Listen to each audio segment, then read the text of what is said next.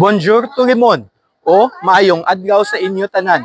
Kag-ari man kita gihapon sa Brussels, Belgium.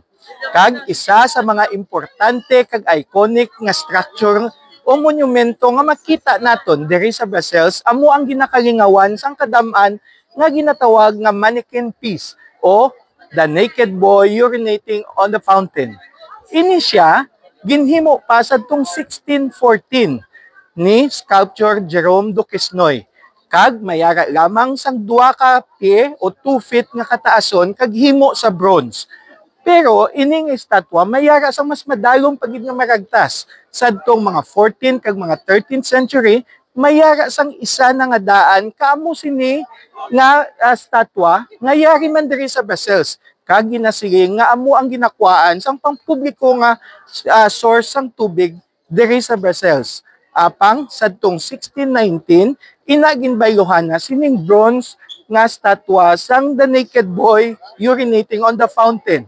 Apang sadtong 1547 ini nga statwa ginkawat sang isa ka French soldier nga amo ang halos nangin kabangdanan na sang konflikto between sa Belgium kag sa France kag sa ulihi sa pamuno ni King Charles XV. Iya inigin uli kag ginbutangan sang medalya kag kutob sadto nabalik na sa Belgium ang ini nga statwa. Kag sadtong mga 1817 naman may isa nga nagkadto kag nagguba o naglampos nagsmash sang sini nga statwa kabangdanan kun nga ang makita naton karon replika na lamang kay ang original nga ginhimo sadtong 1619 yara na karon sa Brussels City Museum.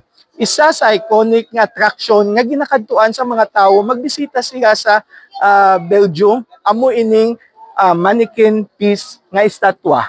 Gani ini siya may ara man sa nagakalain-lain nga mga bayo nga masobra sa 1,000 kag subong makita naton lain naman ang iya costume kag madamo nga mga tao ang nagakadto diri. Para sa ihibalo sang mga Victoriasanon, ako si Konsehal Dino Acuña, ang paryente sang masa.